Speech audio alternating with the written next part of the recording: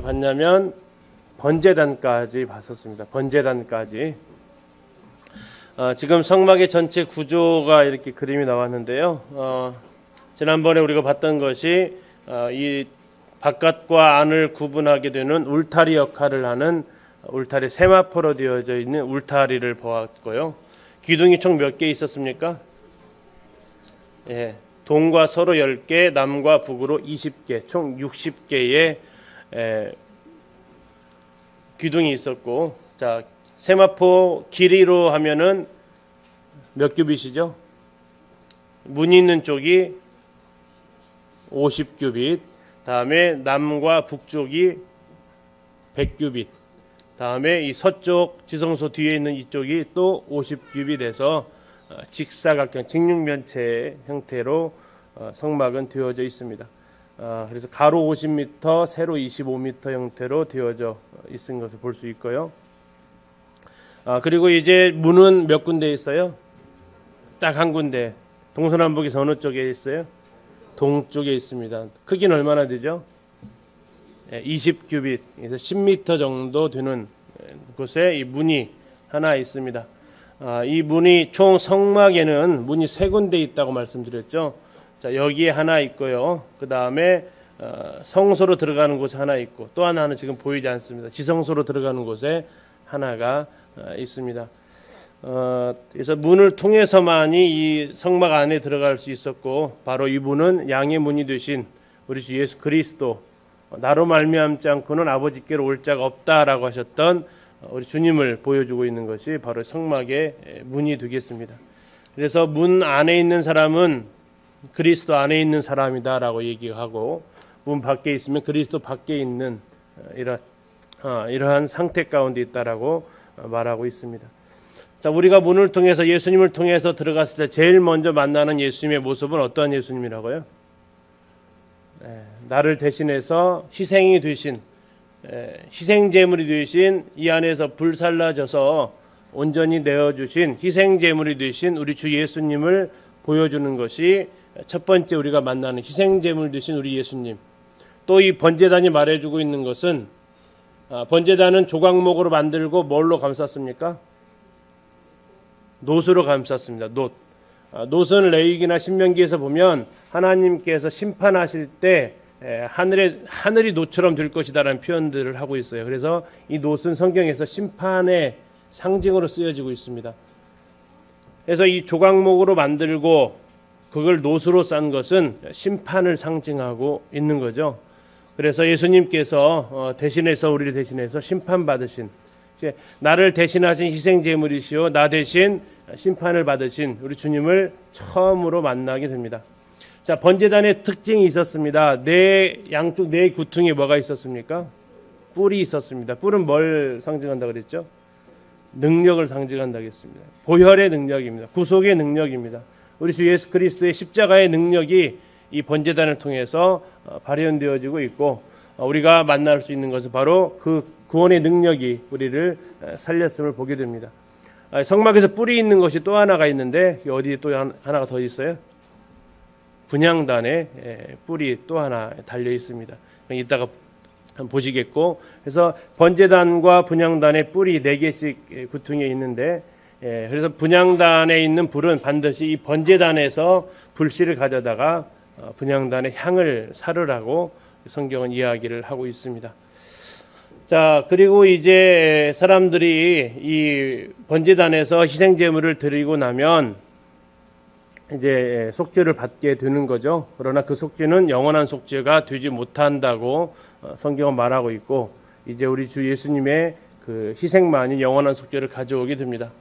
이제 오늘은 이제 그 다음 단계인 이 물두멍에 대해서 시작을 하게 되고, 물두멍과 이 성소 안에 있는 세 가지, 그리고 지성소 안에 있는 것까지 이렇게 오늘 같이 살펴보게 되겠습니다.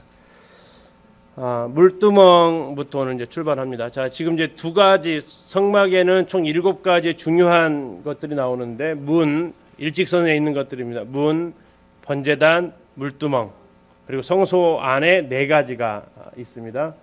진설병, 분향단, 금등대, 그리고 그 안에 언약궤 이렇게 있어서 지금 두 가지 보셨어요. 문하고 번제단하고 이제 세 번째 해당되는 물두멍입니다.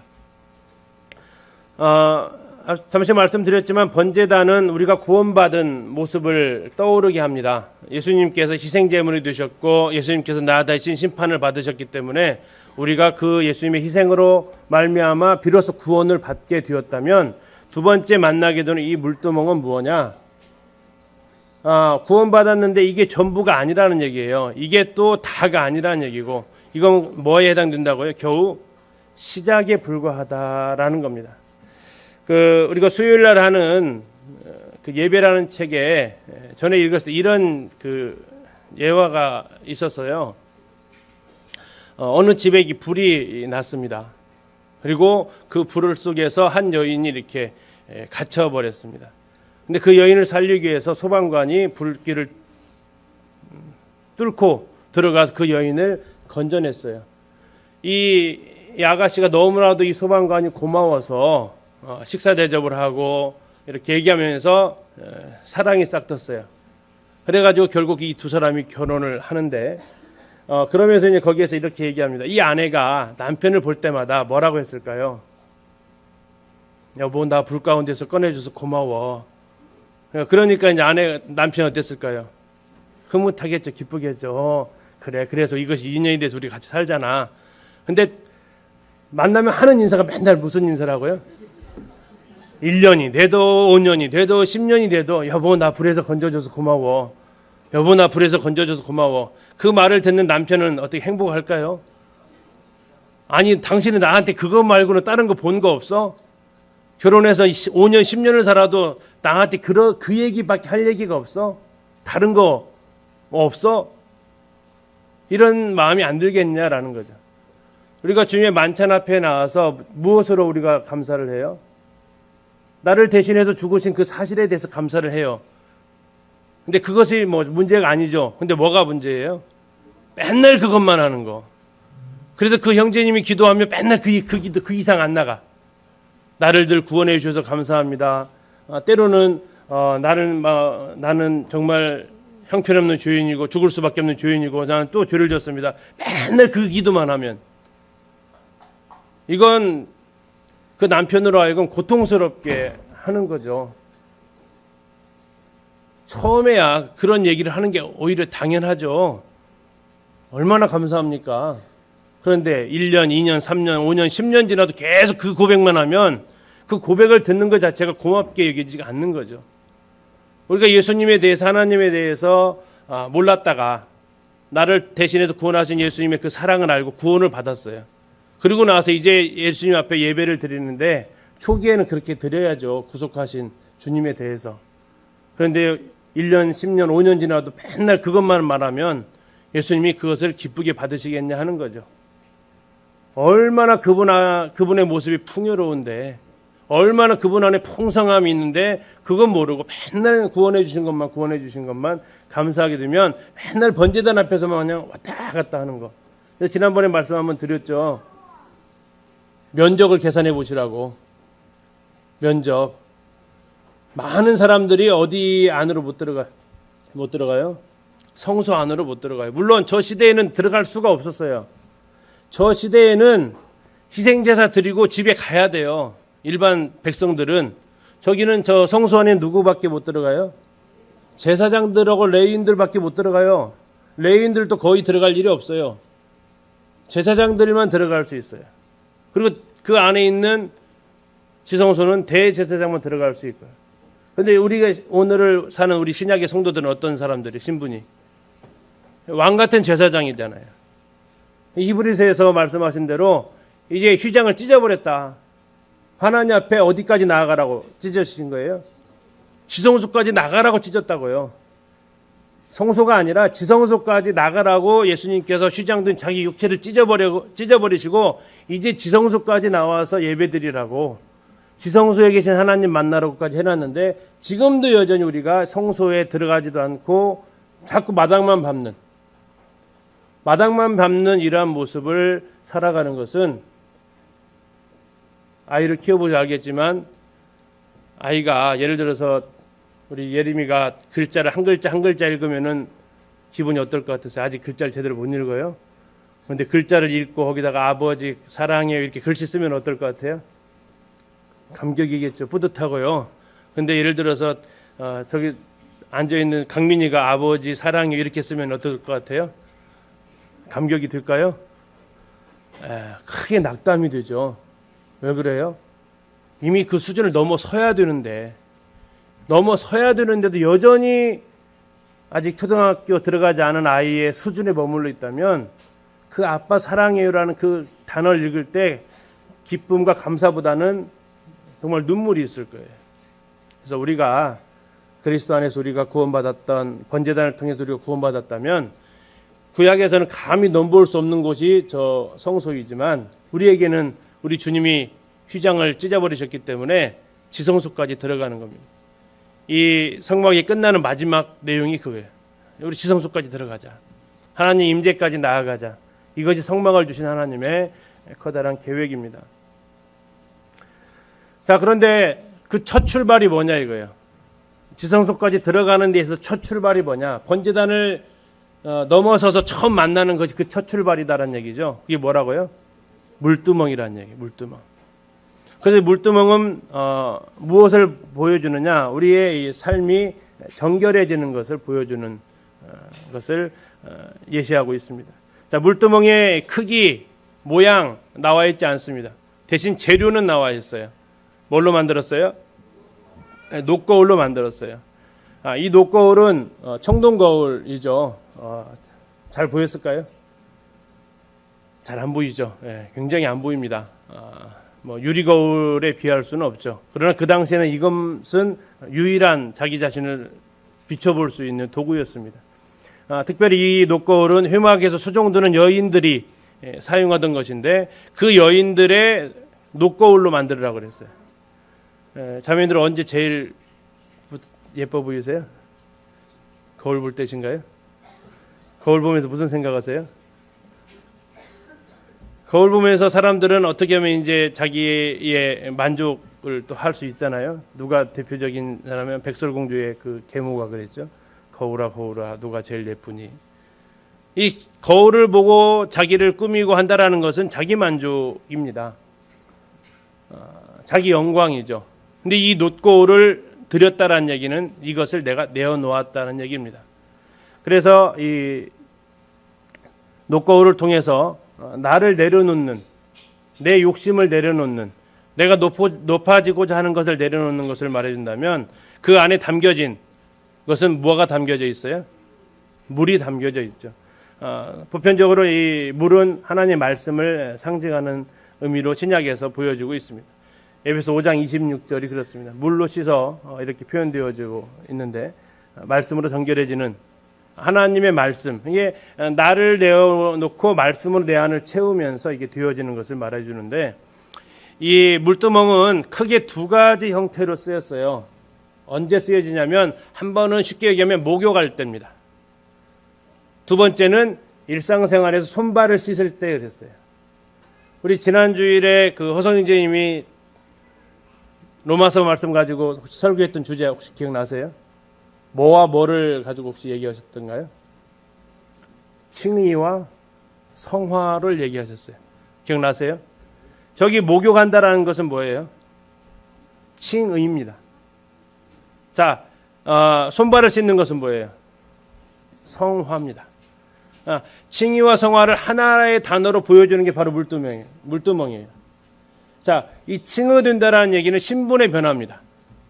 성화된다라는 얘기는 내가 상태가 변화되는 겁니다. 자, 그래서 제사장들 유임식에서 이 아론과 아론의 아들들에게 제사장을 유임할 때 모세가 했던 일이 뭐냐면 이 물두멍에 있는 물을 가지고 제사장 될 사람들을 목욕시켜라 그랬어요. 이례적인 겁니다. 하나님 앞에 나설 수 있게 목욕을 시켜라 그랬어요. 그리고 그 이후에 이 제사장들은 성막에서 봉사하거나 번제단에서 제물을 드리거나 할 때 늘 뭐 해야 했다고요? 이 성막에서 몸을 씻어요? 손발을 씻어요? 손발을 씻었어요. 이게 성화된 거예요.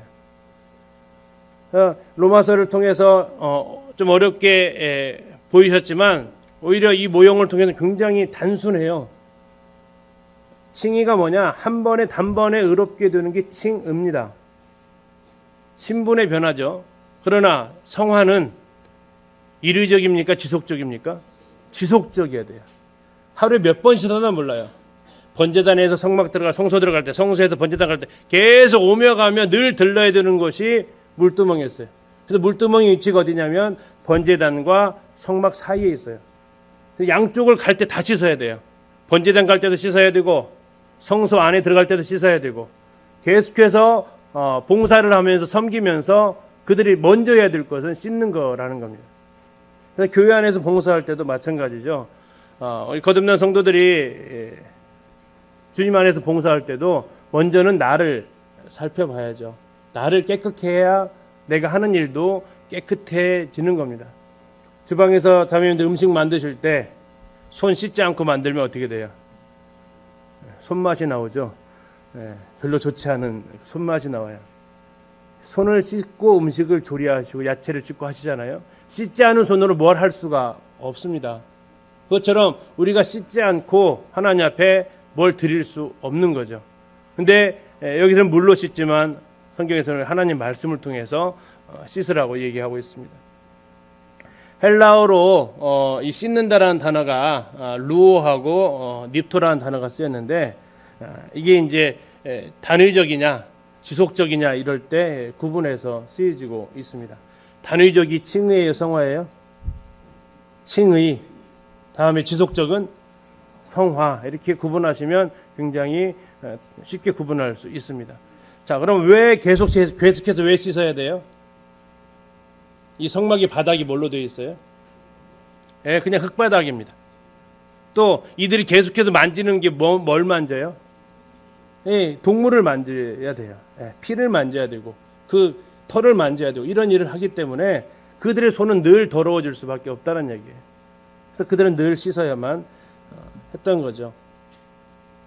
자, 물두멍의 형태 나와 있지 않은데 여기는 지금 원으로 만들어 놨어요. 그러나 원이라고 나와 있지는 않습니다. 밑에 있는 놋받침도 마찬가지예요. 이것은 크기도 형태도 구체적인 지침이 없어요. 그래서 어느 성경학자는 이렇게 얘기합니다. 왜 물두멍의 크기나 형태에 대해서 아무런 언급이 없느냐. 이것은 아까 물두멍은 우리가 정결케 되어지는 구원받은 이후에 우리가 자백하고 정결케 되어지는 것을 보여준다면 이 물두멍의 크기나 규격에 나와 있지 않은 것은 또는 이 물두멍의 형태가 나와 있지 않은 것은 우리가 범하고 있는 어떠한 죄의 모습이든지 또 우리가 범하는 어떠한 죄의 그 크기에 관계없이 하나님께서는 이걸 통해서 정결케 해 주시겠다라는 의미를 가지고 있다라고 이야기를 합니다. 아멘이 되었고요. 그러나 이제 이 재질을 보면 물두멍은 무엇으로 만들었냐면 놋으로 만듭니다. 다음에 받침도 놋입니다. 다음에 어디에 두냐면 회막하고 단 사이에 두라고 했고요. 용도는 뭐냐면 수족을 씻습니다. 손과 발을 씻습니다. 그러나 제사장 유임식 때는 목욕을 했습니다. 그래서 언제 씻어야 되냐면 회막에 들어갈 때. 회막은 성소 들어가는 겁니다. 그 다음에 단에 가까이. 이 단은 무슨 단이에요? 번제단. 번제단에 가까이 가서 그 직분을 행할 때. 이거 안 하면 어떻게 된다고요? 죽을 수 있다라는 거예요. 아니 죽을 수 있다 아니고 죽는다라는 거예요. 반드시 두 군데 갈 때, 회막에 들어갈 때든지 단에 갈 때든지 하나님께 나아갈 때든지 하나님을 향한 사역을 할 때든지 이것은 우리가 반드시 나 자신을 늘 말씀 가운데서 비춰봐야 된다라는 것입니다. 아까 말씀드린 대로 이 물을 담궈 뒀는데 이 물이 뭐냐? 물로 씻어 말씀으로 깨끗게 했다. 보통 물은 말씀으로 비유하고 있습니다. 그래서 이것은 우리가 구원받은 이후에 하는 번제단 다음에 있는 그래서 이것을 자백이라고 우리가 보통 표현을 합니다. 자백을 하면 그의 죄의 크기와 죄의 그 성질에 관계없이 하나님께서 우리를 모든 불의에서 깨끗게 하신다라는 약속을 담고 있습니다. 물두멍의 영적인 의미를 보면 아까 말씀드린 대로 내 영광을 내려놓는 것입니다. 그리고 하나님의 말씀으로 나를 채우는 이런 부분이 있고 하나님과의 이 사귐 안으로 들어갈 때 성소 안으로 들어갈 때 내가 먼저 깨끗하지 않으면 하나님 앞에 나아갈 수 없다라는 겁니다. 그러면 그걸 무엇으로 깨끗게 하느냐? 시편 119편 18절에서 있지만 청년이 행실을 무엇으로 깨끗게 하리까? 뭘로 한다고요? 주의 말씀을 따라 삼갑니다라고 얘기하고 있습니다. 하나님의 말씀을 통해서 우리가 삼갈 수 있다. 이 물두멍을 통해서 노수로 만든 것도 아는 거 중요하고 뭐 크기 모양 중요하지만 더 중요한 것은 이 물두멍은 바로 내 삶 속에서 이 죄의 문제를 하나님 앞에 늘 자백하고 정결케 두는 것이 중요하다라는 것을 기억하시는 것이 더 중요하겠습니다. 자, 이제 그러면 뜰 바깥에 있는 거 다 하셨죠? 자, 문 했고 번제단 했고 물두멍 했습니다. 이제 어디로 들어가요? 네, 성소 안으로 들어갑니다. 자, 성소 안에 들어가려는데 열려 있지 않고 이렇게 성소 안에 들어가려면 이렇게 휘장이 또 하나 쳐져 있습니다. 자, 기둥이 나와 있는데 기둥이 몇 개 보여요? 기둥 몇 개 보이세요? 예, 기둥이 5개 있습니다. 기둥이 5개 있습니다. 자, 지성소 한번 보시죠. 지성소 기둥 몇 개 있어요? 자, 지성소 기둥 4개 있습니다. 일단 이제 두 개를 좀 비교해서 볼 텐데 휘장의 모양이 한번 보세요. 비교를 한번 해보세요. 성소 들어가는 휘장하고 지성소 들어가는 휘장하고 자, 어디에 그룹이 그려져 있어요? 지성소 들어가는 곳에 그룹이 있어요. 여기는 그냥 아로색이 그냥 섞어 짜는 겁니다. 다음에 그래서 이 성소 안에서는 천장에는 그룹이 있어요. 천장에는. 자, 뜰에서는 그룹을 볼 수 있어요, 없어요? 없어요. 뜰에는 그룹이 하나도 없어요. 다음에 성소에서는 어디에 있다고요? 천장에 있어요. 지성소에서는요. 어디와 어디에 있어요? 천장에 있고 그 휘장에 있어요. 근데 이 하나님 앞으로 나아갈수록 이런 것들이 이제 더 심화되는 것을 확인할 수 있죠. 자, 성소 입구에 5개의 기둥이 이렇게 설치되어져 있습니다. 이 높이가 얼마라고요? 높이. 성소의 높이가 얼마였어요? 10규빗. 그러면 5m. 이 기둥 하나의 높이가 5m입니다. 5m. 이 뭘로 만들었느냐? 기둥 5개를 만드는데 뭘로 만들었다고요? 조각목, 씨띠나무, 아카시아 나무 겁니다. 조각목으로 만듭니다. 이게 지금 조각목인데 조각목으로 만들고 그다음에 뭘로 싸요? 금으로 쌉니다. 이게 지금 금으로 이게 다 테두리 이렇게 다 쌉니다. 다음에 그 갈고리도 금으로 만들고 다음에 받침을 뭘로 만들어요? 받침. 땅에 세워놓는 받침. 노수로 만듭니다. 자, 이게 이제 중요한 것 중에 하나인데요. 첫째, 성소에는 전부 다 벽면이 뭘로 되어 있다고요? 전부 다 금입니다. 전부 다 금이에요. 성소 안에 있는 것은 전부 다 금이에요. 자, 성소 바깥에 있는 거 한번 보실까요? 자, 기둥 60개짜리 재질이 뭐였죠? 금인가요? 번제단의 재질이 혹시 금인가요? 물두멍의 재질이 금인가요? 아니에요. 놋들이에요, 놋. 그런데 어디에 들어가야 드디어 금을 본다고요? 성소 안에 들어가야 금을 볼 수 있어요. 그리고 성소 안에는 전부 다 금이에요. 딱 하나만 빼고. 뭐만 빼고요? 보여요, 여기. 뭐만 빼고. 예, 이 받침 빼고는 전부 금이에요. 근데 이 받침이 있는데 아까 지성소 들어갈 때도 기둥이 있었죠? 몇 개 있었죠? 4개 있어요. 그럼 지성소에 있는 기둥의 받침은 1번 놋, 2번 금.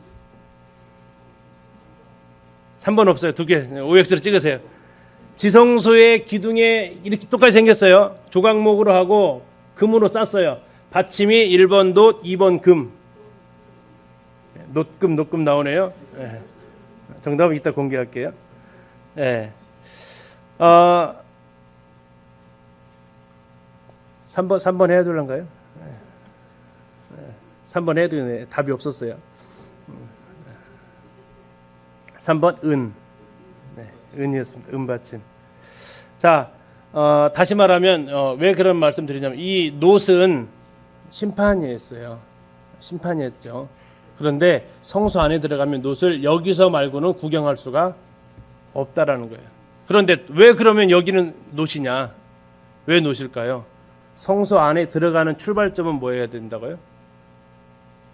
성소 안으로 들어갈 때의 출발점도 뭐라고요? 동일하게 예, 주님께서 나 대신에 심판받으셨기 때문에 우리가 그 안에 들어갈 수 있는 거라는 거예요. 유일하게 놋이 발견되는 것이 성소 입구의 기둥이에요. 성소로 하나님 앞에 영광 가운데 금으로 치장된 곳에 들어가는데 그 들어가는 출발도 나를 대신해서 심판받으신 주님의 대속의 공로가 있었기 때문에 우리가 들어갈 수 있다는 것을 보여주는 거죠. 그래서 받침을 다 놋으로 이렇게 받침을 놋으로 만들려고 했다는 겁니다. 자, 휘장 이 그림은 별로 마음에 안 드는데 전시관 그려놓은 것 같아서 누가 이렇게 그렸는지 모르겠지만 별로 마음은 들지 않아요. 근데 이런 모양은 아니에요. 어떤 모양인지는 나와 있지 않아요. 자, 이렇게 해서 이제 4가지 색의 실이 쓰였습니다.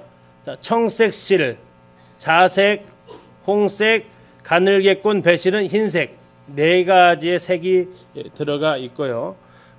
이렇게 해서 성소 들어가는 입구에 있었습니다.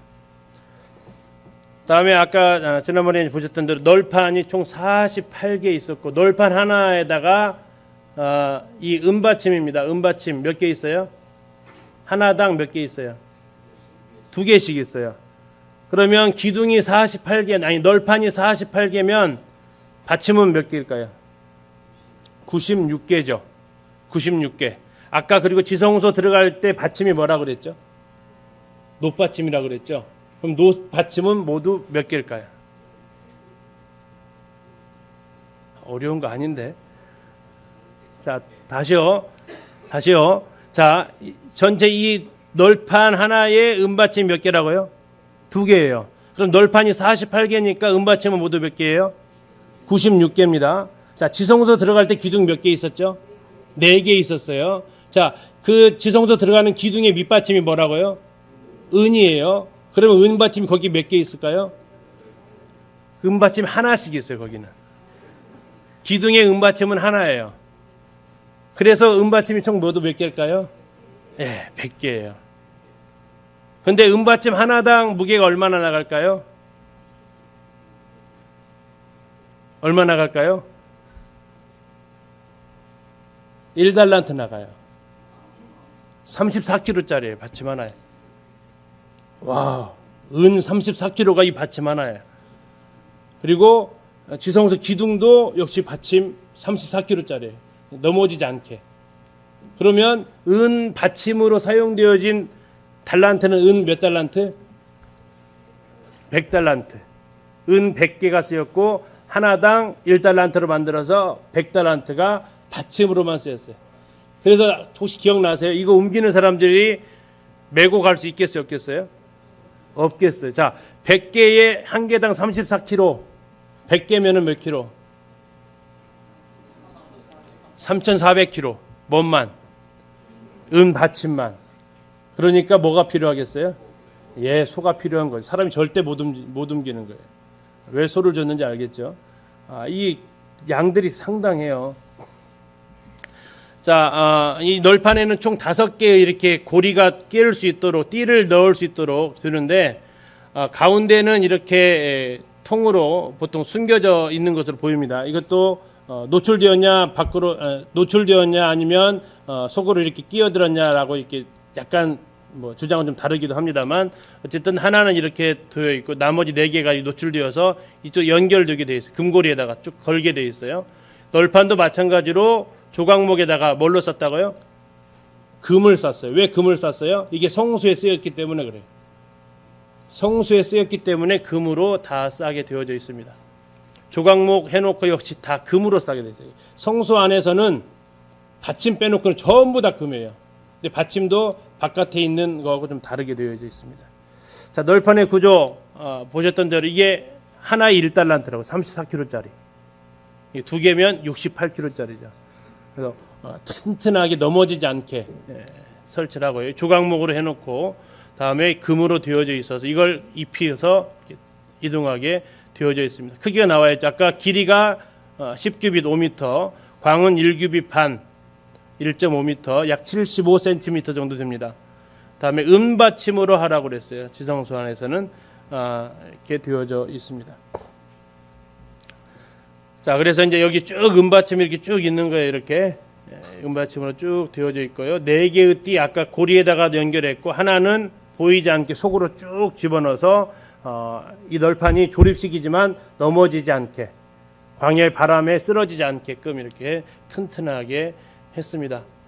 그래서 총 5개의 띠가 있다. 그래서 널판 가운데 있는 중간 띠에 대해서 이야기를 하고 있고, 이것만 처음부터 끝까지 쭉 갔고, 이것만 이렇게 처음 이쪽 끝에서 저 끝에까지 가라고 했기 때문에 나머지도 이렇게 끝에까지 갔는지 아니면 중간에 이렇게 좀 띄었는지는 모르겠다라고 무슨 이야기를 합니다. 어쨌든 이 가운데 있는 끝만은 이 끝에서 저 끝까지 통으로, 이게 지금 몇 미터라고 그랬죠? 30규빗이라고 그랬죠. 30규빗 15m짜리입니다. 15m짜리 조각목을 쭉 연결해 가지고 하나로, 띠 하나로 연결을 하라고 말하고 있습니다. 이제 성막을 좀 세밀하게 공부하다 보면 제일 안 풀리는 것 중에 하나가 이 널판의 배치예요. 널판의 배치인데 약간 좀 머리를 좀 쓰셔야 돼요. 자, 각오를 좀 하시고, 왜 이 모양 때문에 그러는데 지금 여기는 이렇게 돼 있어요. 자, 이 지성소의 가로 세로가 얼마나 그랬죠? 몇 규빗? 10규빗. 10규빗입니다. 이거 기억하셔야 돼요. 10규빗. 자, 이 조각 널판에 하나의 가로가 얼마나 그랬죠, 아까? 1.5규빗. 1.5. 1.5인데 6개를 놨어. 6개. 1.5가 6개 있으면 얼마예요? 9규빗. 근데 지성소는 몇 규빗을 하라고 그랬죠? 10규빗이에요. 그러면은 뭐가 지금 부족해요? 1규빗이 부족해요. 그죠? 이해 가셨어요? 원래 지성소 안에가 10규빗으로 만들어야 돼요.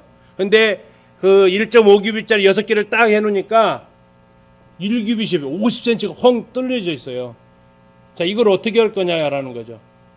그래서 어떻게 했냐면 이 6개를 한쪽 사이드로 민 게 아니라 한 가운데에 채웠어요. 그럼 양쪽이 몇 cm씩 비어 있을까요? 25cm씩 비어 있죠. 그래서 그 2개를 막기 위해서 필요했던 것이 이 양쪽 사이드 2개입니다. 그런데 지금 이 모양은 제가 봤을 때는 약간 안 맞아요. 약간 안 맞아요. 왜 안 맞냐면 이렇게 되면 지금 이게 자체가 지금 10규빗이 되어 있는 것처럼 나와 있어요. 이게 10규빗이 안 되거든요. 9규빗밖에 안 돼요. 그래서 이것을 갖다가 어디로 가냐면 제가 봤을 때는 1번부터 8번까지 이 뒤로 쭉 가야 돼요. 그리고 가려지는 거, 이것이 쭉 가면서 이게 가려지는 부분 있죠. 이해가 잘 안 가시죠? 자, 좀 설명을 이렇게 한번 해볼게요. 자, 이렇게 지금 이제 띠가 쭉 간다고 생각해 보세요. 그러면 이게 지금 1.5규빗씩 30m 20개가 쭉 가요. 이쪽도 20개가 쭉 가고, 그리고 이쪽에 8개가 딱 가서 드는데, 문제는 6개를 딱 하면은 1규빗이 남아요. 그래서 어떻게 하냐면 이것을 이렇게 되면은 이게 부족하다고, 이렇게 되면. 그래서 어떻게 해야 된다고요? 이걸 이렇게 빼야 된다고, 이렇게.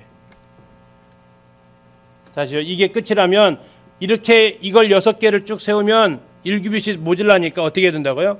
이걸 이쪽으로 빼야 된다고요.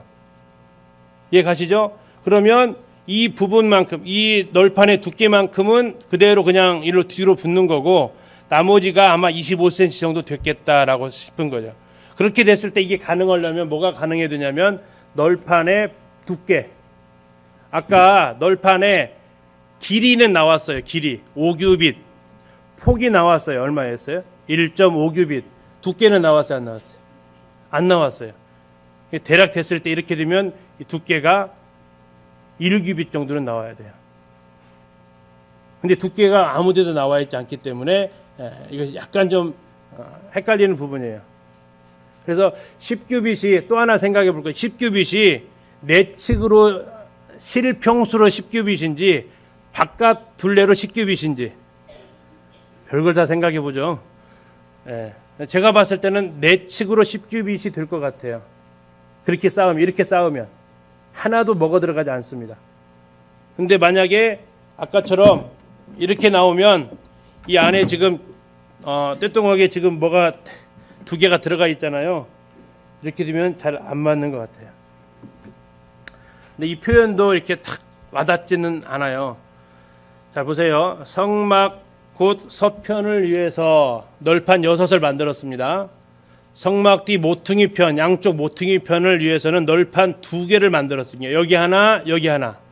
어떻게 만들었냐? 아래에서부터 위까지, 밑에서부터 위에까지 10규빗까지 두 겹 두께를 하겠어요. 겹쳐야 된다는 얘기예요. 두 겹 두께라는 얘기가. 근데 어디까지 가 윗꼬리까지 이르게 하라는 게 위에까지 쭉 올라가게 하라는 것이 나와 있어요. 모양을 어떻게 했는지는 몰라요.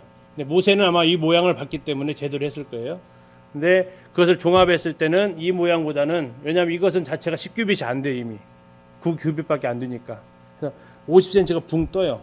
그래서 제가 봤을 때는 그냥 8개를 쭉 놓고 하지 않았을까 그렇게 생각을 해봅니다. 근데 이제 이 자료를 만드신 분은 그렇게는 안 하셨어요. 1번부터 쭉 하시고 이 안에 지금 이러면 이것에 쓰임이 없을 것 같아요. 제가 봤을 때는. 예, 아무튼 그렇습니다. 널판 20개 뒤에 8개에서 48개가 쓰였어요. 48개, 받침 96개. 그리고 앞에 이 기둥 4개 있죠. 4개의 기둥 받침이 은으로 되어 있어요. 그래서 놋받침은 100개 되어져 있습니다.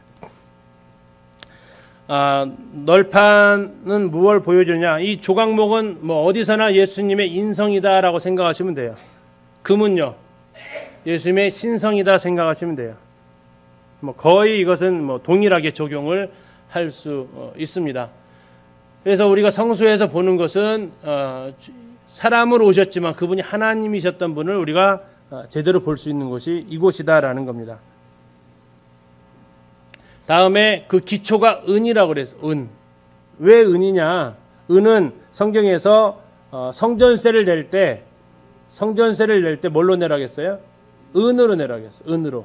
근데 은을 얼마큼 내라겠냐면 반세겔을 내라겠어요. 반세겔씩 내라겠어요. 그러면서 뭐라고 했냐면 그것은 생명의 속전이다. 부자라고 더 내지 말고 가난하다고 덜 내지 마라. 이것은 동일하다. 생명의 가치는 동일하다고 하시면서 냈던 것이 그 은이었어요. 그 생명의 속전을 나타내기 때문에 우리가 들어갈 이 기초가, 성막은 전체 테두리가 전부 다 은받침입니다. 그렇죠? 그리고 그 안에 있는 지성소의 기둥도 은받침이에요. 이것은 뭐예요? 그리스도의 생명의 속전이라는 얘기예요. 그리고 들어갈 때 놋은 예수님께서 나를 대신해 심판받으신 것을 보여주고 있다. 그리고 이것이 이 널판 48개가 넘어지지 않도록 뭐를 두르고 있었어요? 띠가 두르고 있었어요. 5개의 띠가. 그래서 이것은 우리가 에베소서에서 우리는 사랑의 띠로 하나가 되었다라고 표현하고 있는데 온전하게 매는 띠다라고 이렇게 표현하고 있습니다. 그래서 이제 우리가 이 성소에 들어갔을 때에 비로소 하나님 영광을 볼 수 있다는 겁니다. 다음에 이제 성막의 덮개입니다.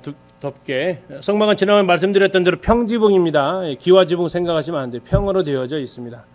자, 4가지의 재료가 들어가 있어요. 4가지. 첫 번째가 이겁니다. 두 번째 흰색, 세 번째 빨간색, 네 번째 가죽입니다. 그래서 지금 색깔을 한 번에 보여드리고 다 이렇게 좀 해놓은 거예요. 자, 첫 번째 이것은 4가지의 실이 들어갑니다.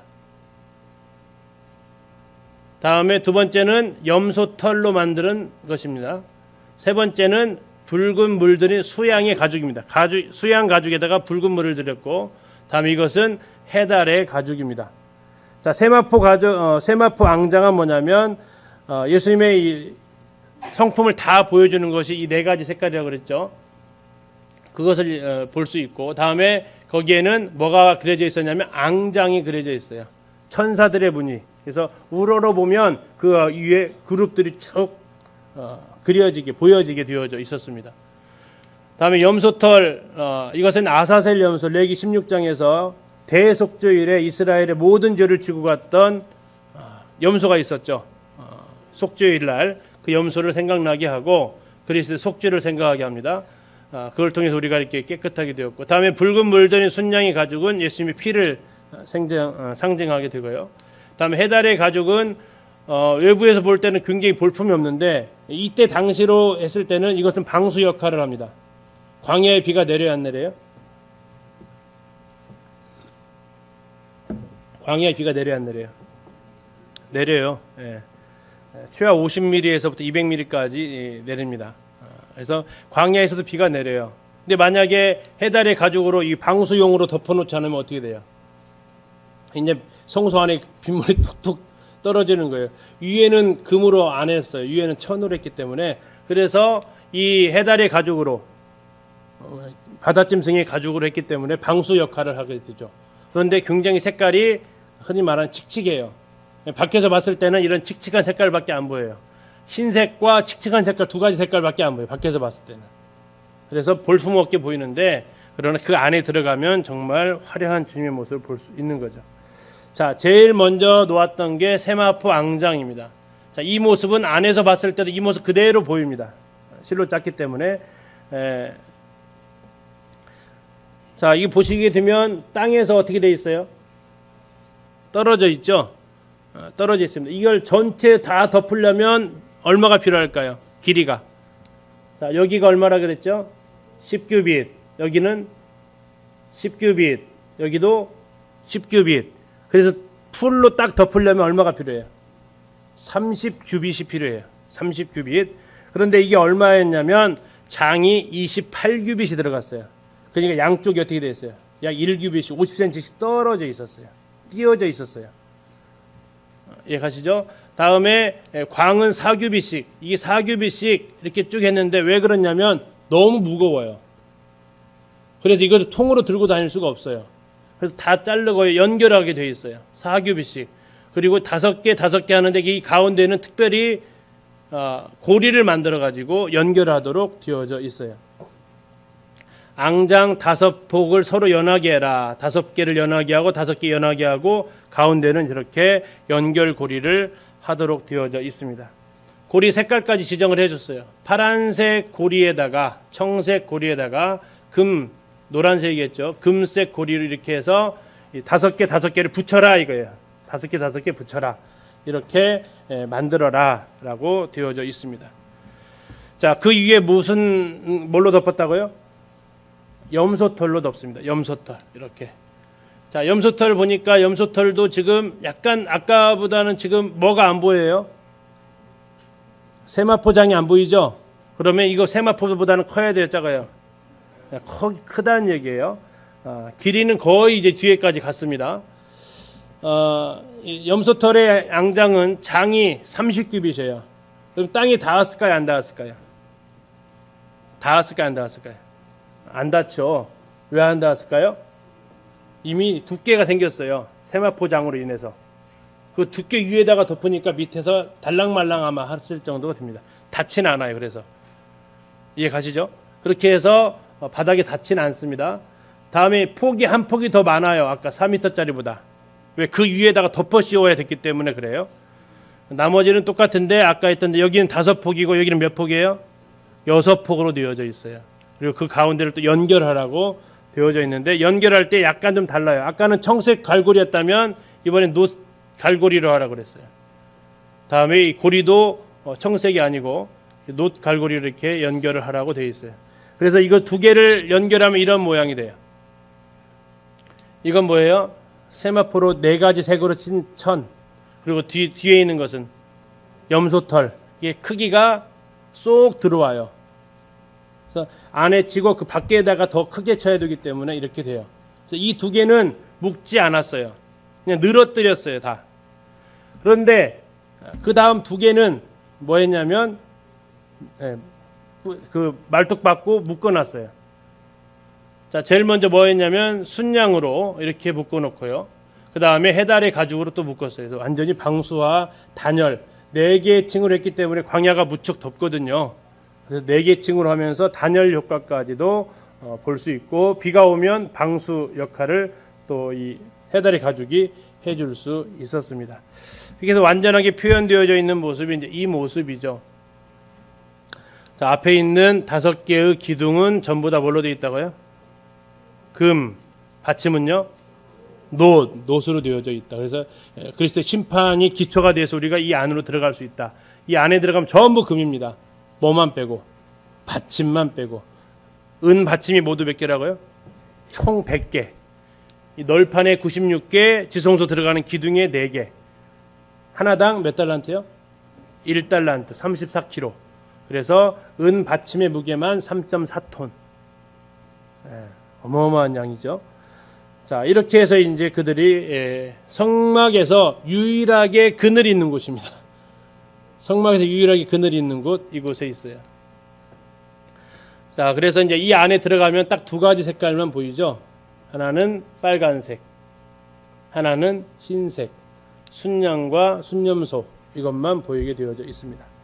아까 말씀드린 대로 이것이 전부 다 뭐라고요? 노수로 되어 있습니다. 자, 성막 덮개를 좀 정리하면 그룹의 앙장, 아까 이제 제일 먼저 덮개입니다. 덮개. 이것은 성소와 지성소를 쭉 연결해져 있어요. 성소에서도 보이고 지성소에서도 하늘 고개만 들면 뭐가 보인다고요? 그룹들이 보여요. 이 그룹은 영어로 GROUP 그룹 아닙니다. 성경을 말하면 케루빔입니다. 케루빔. 가끔씩 그룹이라는 게 뭐 모여 있어서 그룹, 그런 그룹 아니에요. 케루빔이라는 천사입니다. 천사. 그룹 천사, 무리 천사가 아니고 케루빔이라는 천사예요. 그래서 그 천사들이 쭉 성소부터 지성소까지 30규빗에 걸쳐서 쭉 수를 놓아져 있고요.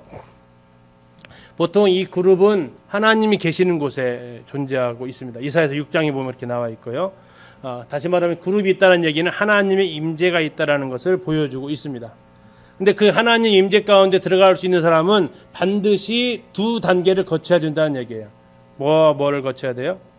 번제단을 거쳐야 돼요. 또 하나는요, 물두멍을 거쳐야 돼요. 우리가 하나님 구원 받았다고 해서 하나님 영광을 바로 볼 수 있는 게 아니에요. 내 삶이 하나님 앞에 정결해야만 하나님을 경험할 수 있어요. 구원 받았다고 해서 막 살면 하나님의 영광을 볼 수가 없는 거죠. 그래서 구원 받은 거, 그리고 나서 우리의 삶이 하나님의 말씀으로 정결해질 때 하나님 영광 가운데, 하나님 임재 가운데 있는 거지, 구원 받았다고 해서 아무렇게 사는 사람이 하나님의 임재를 경험하고 있지 못하다는 것을 보여줍니다. 그리고 아까 말씀드린 이 4가지 색으로 짰다라는 것은 에스겔서에서는 4가지의 동물의 모습으로 하나님의 영광을 드러내고 있어요. 그 동물이 뭐냐면 인간, 사자, 소, 독수리예요. 인간으로 오신 것은 색깔로 하면 무슨 색깔일까요? 흰색이에요. 흰색. 완전하신 인간. 성경책으로 보면 흔히 말하는 누가복음에 해당이 됩니다. 다음에 사자는요. 사자, 왕이 동물의 왕이잖아요. 자색입니다. 자색. 성경책으로 하면 왕으로 오신 예수님을 보여주는 마태복음이 여기 해당이 돼요. 다음에 소는요. 일하는 소죠. 희생제물의 소입니다. 그러면 무슨 색일까요? 빨간색이에요. 홍색이에요. 일하는 종으로 오신 모습을 그려진 복음서가 마가복음입니다. 그래서 소하고 희생과 붉은색 마가복음 이렇게 연결이 돼요. 다음에 독수리는요. 뭐 어디에 살아요? 하늘에 살죠. 그래서 하늘의 색인 청색. 그래서 복음서로 말하면 요한복음, 하느님의 아들 요한복음을 가리켜요. 그래서 인간의 모습 흰색 누가복음 이렇게 연결되고, 사자 왕의 모습 마태복음 무슨 색? 자색. 다음에 소 홍색. 다음에 마가복음 종으로 오신 모습. 다음에 독수리 청색. 요한복음 그리고 하나님의 아들로 오신 모습. 이 4가지가 예수님을 다각적인 모습으로 입체적으로 보는, 평면이 아니라 입체적으로 예수님을 보일 수 있는 것이 바로 이 성막 덮개 있는 그룹 앙장이라는 겁니다. 그래서 교회 안에서 그리스도의 영광이 나타나는 것, 이것은 천사들도 살펴보기 원한다라고 이렇게 찬송가 가사도 있죠. 다음에 이제 염소털 앙장, 아까 말씀드린 대로 대속죄일에 아사셀 염소를 떠오르게 하고요. 다음에 붉게 칠한 순양이 가죽인데 거기다가 피를 칠한 빨간색 염료를 칠해서 붉게 칠한 순양이 가죽은 뭐 색깔을 보여주는 대로 그리스도의 대속을 보여주고 있습니다. 다음에 해달의 가죽, 이 해달이 뭐냐 여러 가지 나오는데 듀오공이라고 여수에 가면 그 물개처럼 생긴 동물 있었어요. 입이 이렇게 좀 길게 좀 튀어나오고 그 동물일 것이다라고 좀 많이 얘기를 하고 있습니다. 그래서 그 가죽이 몇 마리가 쓰였을까요? 저거 덮으려면 어마어마하게 쓰였겠죠. 다 어디서 가져왔을까요? 광야에서 어디 못 가져올 거 아니에요? 어디서 가져와요? 애굽에서 전부 탈취물 가운데서 얻어왔다라는 거예요. 자, 그래서 아까 말씀드렸는데 이것은 비가 올 때 방수 역할을 하고 이 1004개가 되어지면서 난방 단열 효과가 있었던 것을 볼 수 있습니다. 볼품없는 이 모습은 사람들 눈에 흠모할 만한 아름다운 곳이 없다라는 말씀처럼 사람들이 그 겉모습만 봐가지고 예수님에 대해서 뭐 30살에 30대 초반에 죽은 젊은이 겉으로 봤을 때 아름다운 것이 있겠습니까? 그러나 그분의 모습은 영광 가운데 있는 것을 보여줄 수 있습니다. 자, 이제 안으로 이제 들어가면 되겠습니다. 자, 안으로 들어가면 성소라고 그러죠. 성소, 홀리 플레이스라고 얘기합니다. 성소, 거룩한 곳인데 크게 세 가지 기물이 있어요. 뭐가 있어요? 첫 번째, 진설병이 있습니다. 진설병 12덩이씩 들어가 있고요. 그 다음에 그 맞은편에 금 등대 있습니다. 촛대보다는 등대가 높고 등잔대도 괜찮고요. 촛대는 아닙니다. 금 등대가 있습니다. 이것이 34kg짜리 순금입니다. 그렇죠. 아까 이 받침 하나가 34kg이었는데 이 등대도 34kg짜리 등대가 되겠습니다. 자, 그리고 가운데 있는 것이 분향단, 금향단, 그냥 향단 여러 가지로 이름이 불려지고 있습니다. 그 안에는 이 세 가지를 살펴보도록 하겠습니다. 자, 먼저 금향단입니다. 금향단 모양은 뭐 어쨌든 이렇게 되어져 있는데요. 이 향단은 성경에서 향은 뭘 상징하고 있어요? 거의 기도를 향하고 있습니다. 이 참고 구절 거기는 아마 없을 겁니다. 보시면 참고하실 수 있고요. 이 향은 성경에서 곳곳에서 기도로 번역되어지고 있습니다. 이 향은 성도들의 기도다라고 표현되어지고 있는 이런 모습들을 통해서 우리를 위해서 중보기도하고 계시는 예수님을 보여준다. 요한일서 2장에서 이런 얘기가 있죠. 우리가 죄를 지을지라도 우리에게 대언자가 계시다. 하나님 보좌 우편에서 우리를 위해서 친히 간구하시는 분이 계시다. 우리의 대언자 되신 예수 그리스도를 보여주고 있습니다. 그분은 여전히 신분상으로 칭히 의롭게 되었지만 여전히 상태상으로 정결을 요하고 있는 우리를 향해서 끊임없이 중보하고 계시는 모습을 보여주고 있습니다. 자, 이 향단에 향을 피우기 위해서는 불이 필요한데 이 불은 어디서 가져와야 된다고요? 반드시 번제단에서 불을 가져와야 됩니다. 번제단의 불씨는 절대 꺼트려서는 안 된다고 그랬어요. 제사는 밤에 안 드리지만 불씨는 반드시 보존하는 것이 그들에게서 중요한 책무였고 그 불씨로부터 향단의 향을 가져올 그 불씨를 가져오게 됩니다. 이거 안 해가지고 죽었던 사람이 있어요. 아론의 두 아들입니다. 나답과 아비후가 다른 불로 하나님 앞에 나가려고 했다 죽습니다. 하나님 앞에 나가는데 다른 길 없습니다. 하나님 앞에 나가는 오직 그리스도의 십자가의 구속 이외에는 길이 없어요. 그걸 통해서 나가지 않았을 때 하나님으로부터 심판을 받는 모습을 성경은 보여주고 있습니다. 그리고 특별히 이 향단은 1년에 한 번씩 언제일까요? 대속주일날. 대속주일날 속죄제의 피로 여기를 발라서 속죄를 해야 되는 일이 있었습니다. 자, 이것도 역시 동일하게 번제단의 그 모습과 동일한 모습이고요. 최고의 봉사, 성소에서의 가장 지성소 가까이에 있는 기물이 뭐예요? 지성소 가장 가까이에 있는 게 이 분향단이에요. 그리고 대속주일날은 이 분향단이 어디까지 가요?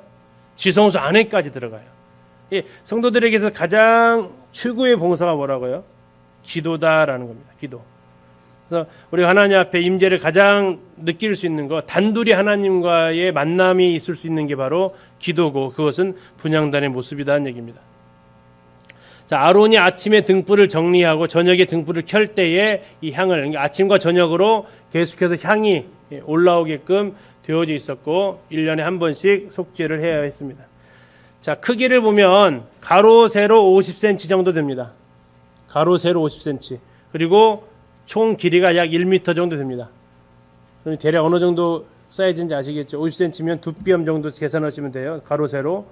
그리고 그 높이가 1m면 형제 자매는 앉아 계신 높이보다 약간 작겠죠? 그 정도 위치다라고 생각하시면 되겠습니다. 그리고 여기에는 4개의 뿔이 있는데 번제단에도 뿔이 있었죠. 그것은 속죄의 능력, 구원의 능력, 보혈의 희생의 능력이라면 향단에서의 뿔은 기도의 능력을 보여주고 있습니다. 뿔은 능력을 상징하고 있어서 다음에 이 채를 꿰고 역시 운반할 때 이렇게 하도록 되어져 있었습니다. 역시 조각목으로 만들고 뭘로 쌌어요? 금으로 쌌습니다. 이게 쉬운 것이 뭐냐면 성소 안에 있는 것은 전부 다 뭘로 쌌어요? 금으로 쌌어요. 다 금으로 쌌어요. 그리고 다 그 안에 있는 나무는 전부 조각목이니까 걱정 안 하셔도 다 씨된 나무예요. 광야에서 구할 수 있는 나무는 이거밖에 없어요. 근데 유일하게 지성소 안에서 조각목이 안 들어간 기물이 하나 있어요. 이게 뭐예요? 이런 게 흔히 많이 나오는 시험 내기 좋은 문제잖아요. 유일하게 뭐 하나만 조각목이 안 들어간 거. 금등대.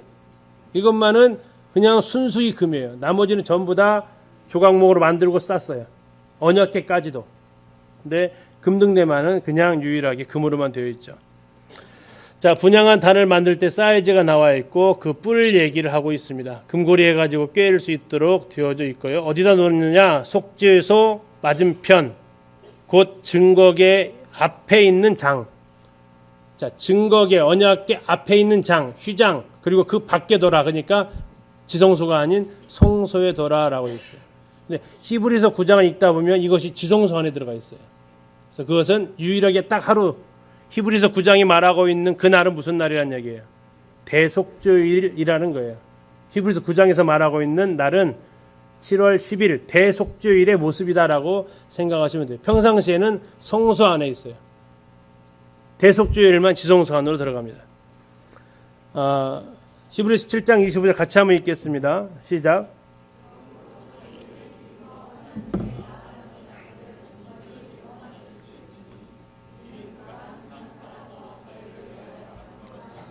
예, 성도들의 가장 중요한 봉사가 기도이지만 오히려 그거보다는 이 분향단은 우리를 위해서 여전히 우리를 위해서 항상 살아계셔서 우리를 위해서 간구하시는 분 누구요?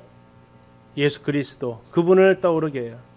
그래서 전에 이런 찬송이 있죠. 당신이 지쳐서 기도할 수 없고 눈물이 빗물처럼 흘러내릴 때. 아시죠? 누군가 널 위해 기도하네. 그 누군가가 누구예요? 형제 자매들이 아니고 주님이세요. 누군가 나를 위해 기도하시는 분. 성도들에게는 잊혀졌을지라도 나를 잊지 않고 항상 살아서 간구하시는 분. 그분이 있어서 우리가 존재하고 있습니다. 자, 이제 이건 아마 없으실 거예요. 자료에. 자, 금향단의 향을 피우는 규칙이 5가지 있는데 첫 번째 제사장이 해야 됩니다. 제사장. 이 레인들이 하는 일 아닙니다. 제사장이 해야 돼요. 근데 이런 것을 잘 보면 틀린 그림들을 찾아내야 돼요.